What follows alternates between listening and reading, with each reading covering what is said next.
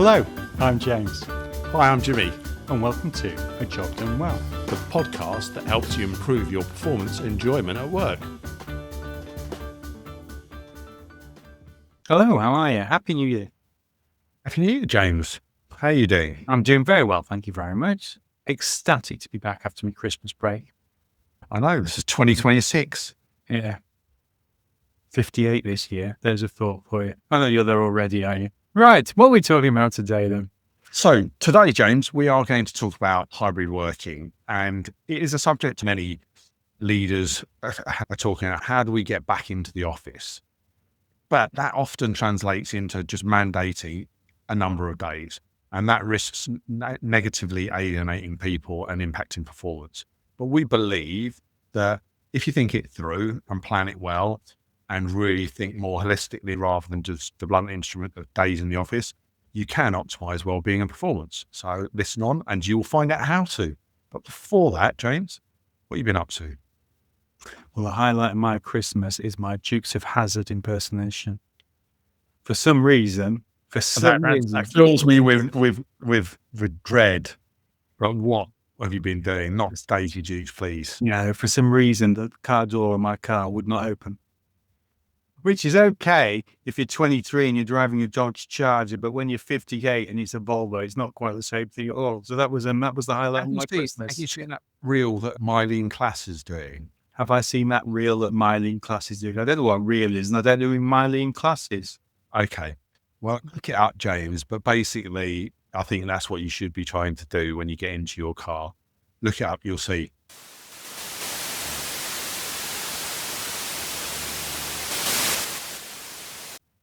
Yeah, I'm not entirely sure I can do that. I'm not entirely sure I'd want to see you trying to do that either. Right then, how about you? What have you been up to? So, Happy New Year to all our viewers and listeners. It was a quiet one for me. Combination of illness and just wanting to have a rest at the end of the year.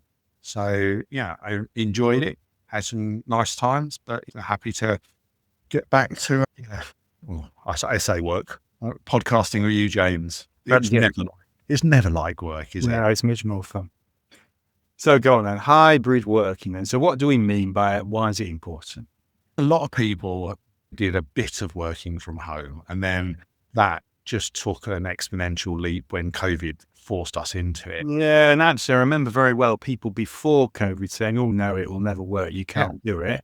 And then for 2 years we were all flipping doing it and it worked perfectly well. So exactly. But it did create a real trend where everyone then carried on hybrid working afterwards and not really going back into the office. Yeah. And then recently, in the last couple of years, we've seen a real move where employers have mandated people get back in the office.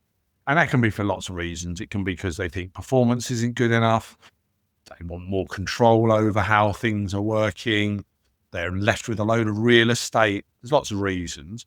But you've got this situation where lots of employees have now changed their lives as a result of that. They might have been working from home for 5 years and all of a sudden that's all they've known for some people.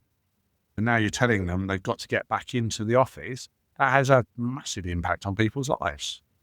So there are stories like, well, on the one hand, you get people who've moved from London to the Highlands for a better quality of life. Yeah. And all of a sudden they've got to be back in the office in London. That's one thing. But then actually there are plenty of people who have been recruited whilst it was working from home. And now all of a sudden they're supposed to be in an office somewhere. So it's a bit of a problem for lots of people. And if you're in your early 20s, you've probably never known anything different, have you? This is how work's always been for you. To go from that to get back in the office in any of those scenarios, massive impact on people's lives. So talking of which, James, what's your perspective on hybrid working, your experience of it? Well, I mean, I did it for a very long time. So before COVID, I went for about 8 years. I was bouncing about the countryside. I probably worked from home for, I don't know, a couple of days a week. And then I'd be everywhere from, crikey, Sunderland down to Gatwick. So I really was up and down the country. And for me, it worked very well and I enjoyed it. It was a little bit of the nature of the job I was doing, though, because I didn't have a home office, so to speak, as in I didn't have a permanent office and I was expected to travel and talk to people. Then actually being at home didn't really make a difference when I was talking to people because I'd be talking to them on the telephone anyway. So for me, it was great. It does have its downsides, I think. I mean, ultimately, productivity does go down if you have too much home working. But I think it goes down for the reasons people say. There's a lot of beat people so they have an average handle time. But in reality, I think productivity goes down because you lose connection, you lose innovation, you lose belonging. So there are a lot of soft issues associated with that I don't think about. But then on the other hand, I suppose there's almost like this like a good graph, an N-shaped graph, right? So if you imagine how productive you are going up the way and how much hybrid or home working you do going along the way, I think if you've got too little home working, then you get people who get fed up and they're unproductive. But on the other side, if you've got too much home working, then you also get people who are just get bored and don't like it. But actually, I think there's probably just a sweet spot in the middle. You can have too much and too little of a thing. It's almost like the Goldilocks effect. Yeah, that's just right. Yeah, and I think that's an interesting perspective because I guess I'd echo some of the things that you've said in my experience. Before COVID, I worked at home 1 day a week and I was quite clear I couldn't imagine doing more than 1 day a week. I liked having 1 day, really liked it. More than that, not for me. And then, of course, COVID comes along and I'm doing like 5 days a week at home. So it opened up more possibilities to me to think, hang on a minute, I didn't realize that you could do your jobs this way. But I have found that some things are better at home. So I find that more focused work, when I need to be away from distractions, I'm much more productive when I'm working from home. But I do miss the social side. And I think that we are losing out on a lot of things like relationships, development, learning, and I mean stuff that happens outside of meetings. So yes, there's certain meetings that can work fine remotely, no problem at all. Other meetings are best done face to face, things like problem solving, performance reviews, one-to-one, certain things. But there's also a whole life outside of meetings I think we miss out on, where you learn a lot from just being around people and you build a lot of relationships and you have a lot of fun. And I think that's missing. So I agree with your point. Too much leads to loneliness and isolation. Too little, you're spending half your life traveling around to commuting. And I think you're right. I think it depends a lot where you are in your career as well. So when I was doing a lot of it, I was a senior middle manager. But I had a team. I knew what I was doing. I was known in the business, and that was okay because people knew what I was. My daughter is doing it now. She's just started working. She's a graduate trainee. And I think it's just sucking the life out of her, bless her, because she's only working in an office 2 days a week. She doesn't know people. She doesn't know who to talk to. And much, much easier, particularly when you're starting out your career, to work from an office. It's very true. And I think that's part of the challenge which lots of organizations are facing. The people who decide on the strategy and they mandate things are potentially not necessarily thinking about the workforce as a whole.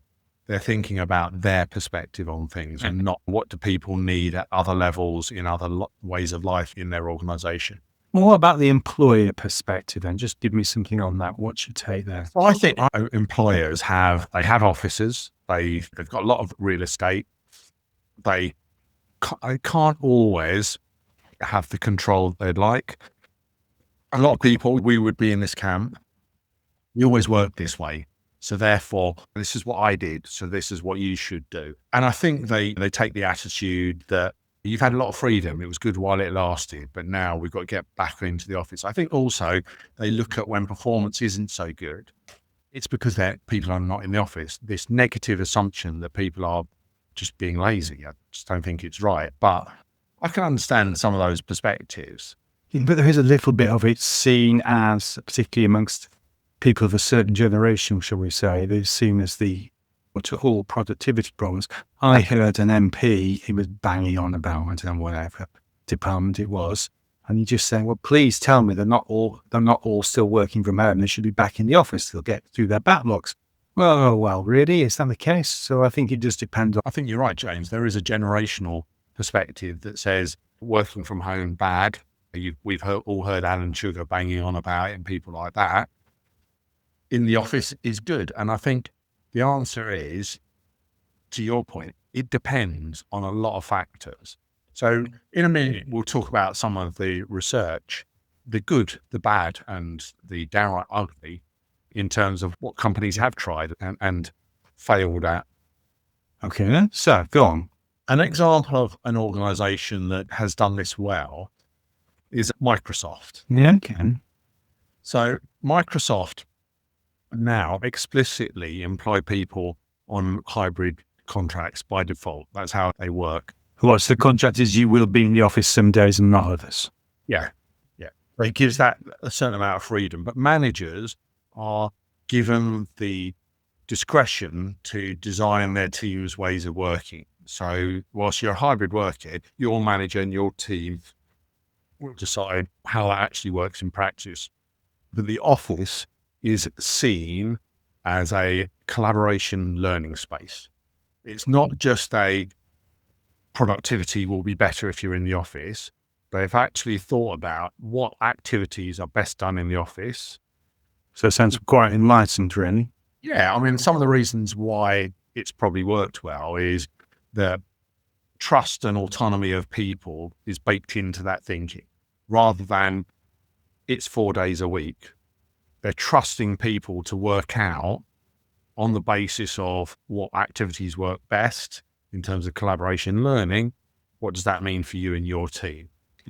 So in doing this, they have invested in their managers' capabilities to make these decisions and to set their own strategy. So it's not just a blanket policy. And there's acknowledgement that different roles require different working rhythms. So it's not everyone's 4 days a week.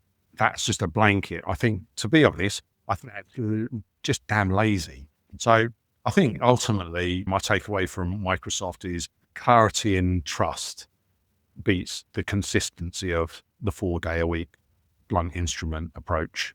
Yeah. All right. So there's a good example. Go on then. Give me another one. So here's one that has not worked as well, but the intention was good. So Apple actually mandated 3 days in the office, but they have similarly a really strong belief in the collaboration and the craftsmanship that their people have. So they believe that getting in the office really helps leverage those things. But when they implemented it, they didn't really explain. They did the 3 days a week blanket communication. So they faced significant internal resistance, and they have got an amazing culture as an organization. It's meant to be an incredible place to work.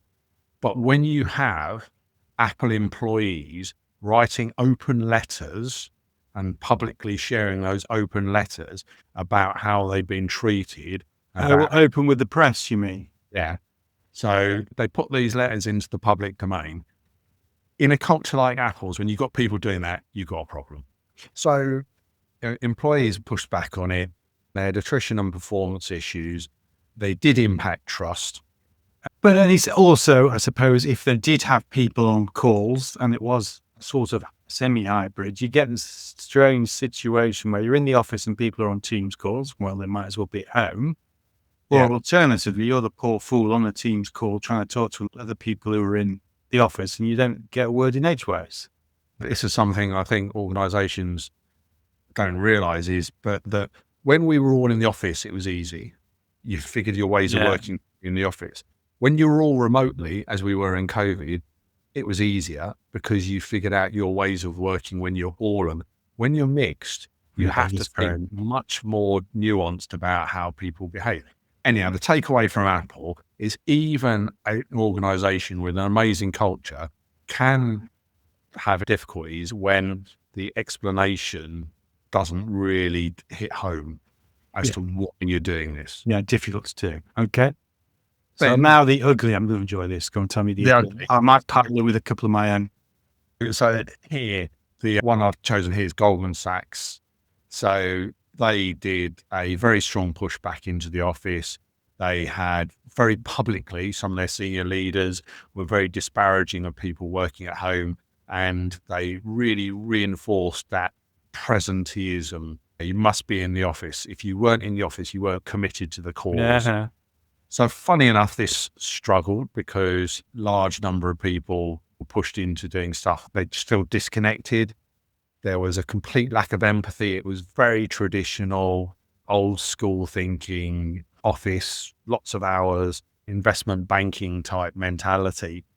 And actually what ended up happening is some of their competitors absolutely made hay on this, because all they did is turn around and started poaching staff, recruiting staff, competing in the same markets by saying, we're not old, we're not traditional, we're flexible, we're empathetic. And so just really directly, almost directly referencing the Goldman approach.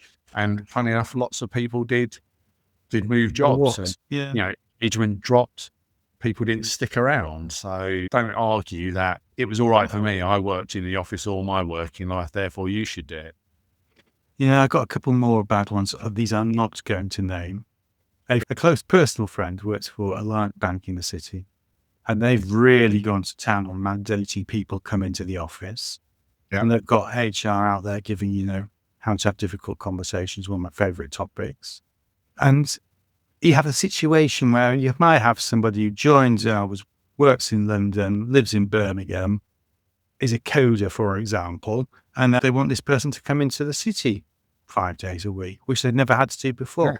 And of course they won't, but there I think they're trying to drive attrition because they just want to lay people off, which is it's a way of downsizing if you want to, but you do wonder about the ulterior motive. Or another organisation, which also won't be named for legal reasons, but they just closed offices left, right and centre.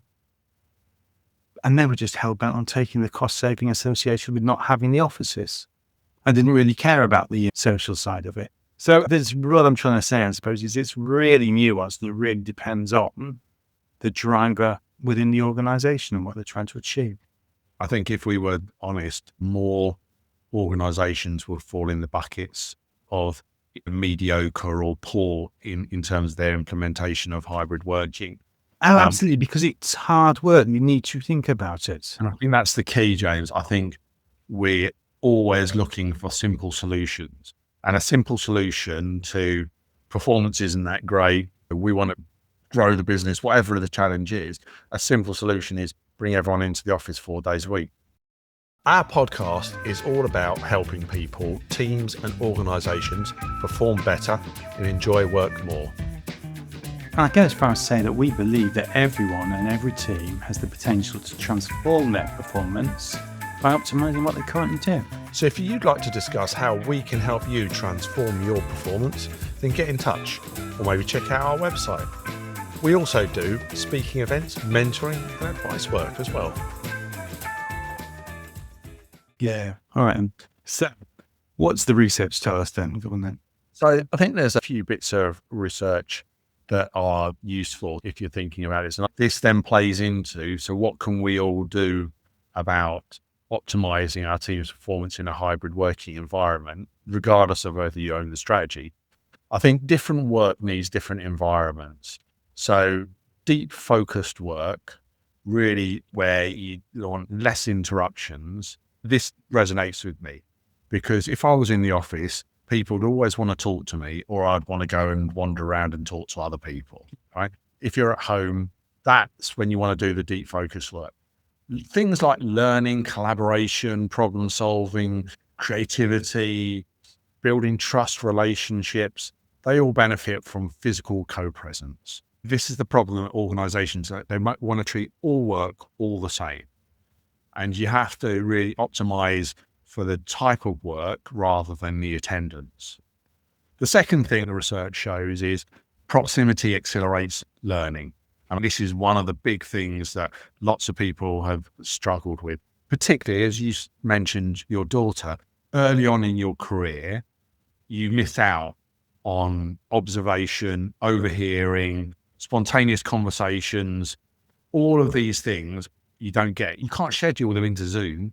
That's not how it works. So I think that people who are developing, learning, growing, they are missing out on a big learning experience.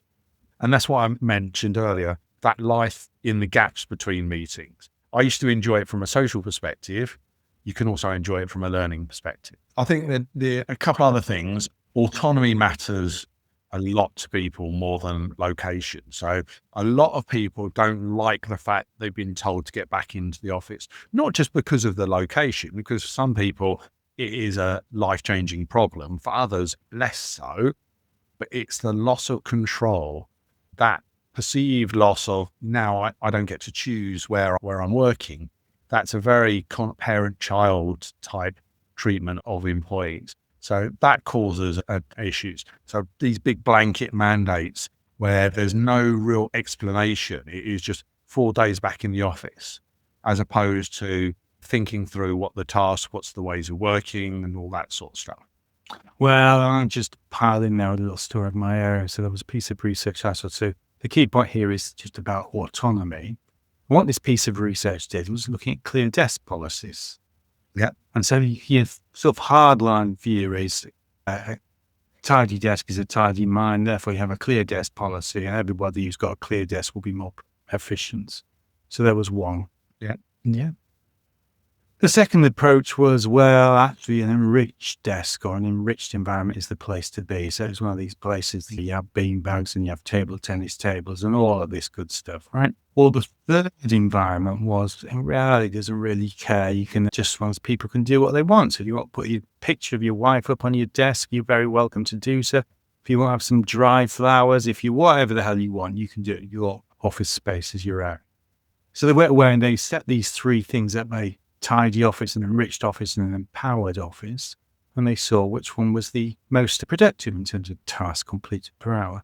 And lo and behold, hardly surprisingly, the empowered office won by a reasonable margin. But then what they did, and this was really quite clever, was they then came in the following day, and for the empowered office, they just stripped everything out, took all away people's personal stuff, and forced them into the clean office. And they called this the disempowered office. And that office, there was just productivity fell off a cliff. But that really is your point. People like autonomy. They want to be able to do what they want to do. And forcing people will not get you the best outcome. No, they don't. They want some choice. It's the issue that people have with the way a lot of organizations are behaving is they don't resist officers. They resist being treated like children. The final bit of research that I point to, which I think this goes back a little bit to remember the episode we did with Alana on high performing teams. And one of the things that she talked about was teams defining and reviewing on a constant basis their way of working. And the same thing applies here. High performing teams will agree about how they work. They will revisit how they work and their ways of working regularly. They'll adapt to the outcomes that they need to get to, the challenges that they face. So a bit like the Microsoft way of thinking about things. So as Lana said, it's your ways of working that define you being a high performing team, not just your outcomes. So the minute you strip away and you say a policy is going to dictate that, you're limiting teams' ability to be high performing. We hope you're enjoying and getting value from listening to our podcast. If you are, please can you share it online on social media with friends and colleagues? We appreciate 5-star reviews, and we really do, but any feedback on how we can improve or subject that you'd like us to cover, just drop us a line and get in touch. This all helps us bring the best quality show to you to ensure that you can improve your performance and enjoyment at work. So go on then. So I have had this position enforced on me. Let's just look at the worst scenario, right? My organization is determined that everybody has to be in the office 4 days a week. Yeah. It's gone down like the proverbial cup of cold soup, but as a manager, I can't challenge that. That's the policy. What should I do about it? What are the things I can do for my team? So I think there are a few things that you can do to help your team in this instance. I think the first one is stop getting into the debate about the numbers of days. If it's been enforced on you, work out conversation. Start designing the time and the ways of working within your team. So design those moments that you are going to work together. If you like, create some sort of in-office menu with them. So in other words, when we're in the office, these are the things that we do. So split the conversation from the mandated time to the way you spend that time in the office, and therefore by default what you do outside the office. So for example, you can agree these are the things that we must do together. We have to be face to face with these. Workshops, maybe onboarding, the initial days of your time in an organization. If you've got to have a difficult conversation with someone, then there's things that are better together. You could do them remotely. So things like, I don't know, planning, creative work, learning sessions, huddles, one-to-ones, they're better done face to face. And then there's other activities that anywhere works for these. And that might be admin, individual work, prep work for meetings. You could be anywhere. That's really location agnostic. So agree those different things with your team, and then that gives them some understanding of, well, when we're in the office, this is what we're going to do. This is the benefits to doing it this way, rather than people fixating on it's 4 days a week. So that's the first thing. Well, okay. So therefore, create an office manual like that. What next? Second thing is, I think, be open and honest about some of the trade-offs that changes to working conditions create for people. So as an example, you might turn around and say, right, there's loads of benefits to being in the office. Here are the things that we do to make sure we're maximizing the benefits. But that may mean that somebody has a long and expensive commute that they've now got to do. You can't always solve those problems. Sometimes you can, but you can't always. But at least if you acknowledge those problems, that shows an amount of honesty and it builds trust in your relationship with your team. And sometimes there may be compromises that you can reach within the overall constraints that may solve some of those issues. Well, I went in parallel with a couple there then, because it's all about knowing the person. So two different times in my life, I worked for a guy for a while who insisted on having a weekly review at 5 o'clock on a Friday. But I've got a 3-year-old daughter that I got to get from nursery. So I was always running out this thing at 5:15, and it just created angst and stress. Yeah. So that's doing it badly. A guy who did it very well, another guy I worked for, I was working in London probably a couple of days a week, living in Nottingham. Yeah. If you get the 4:15 out of St Pancras, you can be home by 6 o'clock. And he was very happy to let me go at 4:45 because he knew that I could run down the stairs at Bank Station, get there and get home again. But he also knew that I'd do work on the train. So it is about understanding people, their lives, and having a little bit of flexibility. So sometimes that compromise can be achieved. The other thing that you can do as a leader is really, you touched on it earlier, lead by example. Yeah. So don't just go in the office and do 5 days a week and that's all you ever do. Schedule those tasks in. So make sure that you are doing the tasks that you and the team have agreed should be done in the office. Do them in the office, schedule them in. Same way, stuff that should be done at home, make sure you do it at home. So there's no point in you coming into the office and doing lots of admin and the team seeing you do all your admin in the office and then doing one-to-ones remotely always. So lead by example. All right. And the final thing I'd bring up is back to the point around high-performing teams. Keep it under review because the world constantly changes. People's circumstances constantly change. And actually, you can experiment with some new ways of working, some different things. And once you've done it for a few months, review it as a team and talk about it and see how you can continue to optimize it. So they're the 4 things. Set yourself the team menu. Be explicit about the trade-offs.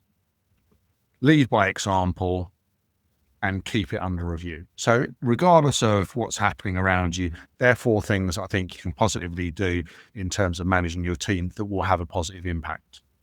So go on then, how are we going to summarize all of that? Well, overall, COVID exponentially grew the amount of remote and hybrid working, and there has been a reverse of that trend over recent years, but it's been done in a very clumsy way. So as a manager, you sit in one of 2 camps, and we should talk about both of them. You can either design the policy or you can work with the policy. So for people who are designing the policy, what options should they be thinking about? You should be designing the policy to try and help you deliver the purpose of your organization. What is it that you're here to do? And see hybrid working as one of the tools that you can employ in order to help your organization be successful. And within that, we shared some of the research that shows actually thinking about activities rather than just simply mandating a number of days in the office is going to get you a better outcome. And don't forget, if you treat people like children, they'll act like children. Yeah. But if you are in an organization where you're not influencing the overall strategy, then the research still is applicable. We shared 4 things that you can do to try and help improve the situation and performance for your team. They were create a menu of activities, what you do in the office and what you do out the office, be open about the trade-offs, lead by example, and continually review your ways of working. Super. So we put that to bed then. Well, if you've enjoyed this episode, if you've got any questions for James and I, get in touch. Lovely. Speak to you later. We cover a whole host of topics on this podcast, From purpose to corporate jargon. but always focused on one thing, getting the job done well. Easier said than done. So if you've got unhappy customers or employees, bosses or regulators breathing down your neck, If your backlogs are out of control and your costs are spiraling, and that big IT transformation project that you've been promised just keeps failing to deliver, we can help. If you need to improve your performance, your team's performance, or your organisation's, get in touch at jimmy@ajobdonewell.com. or james@jobdonewell.com.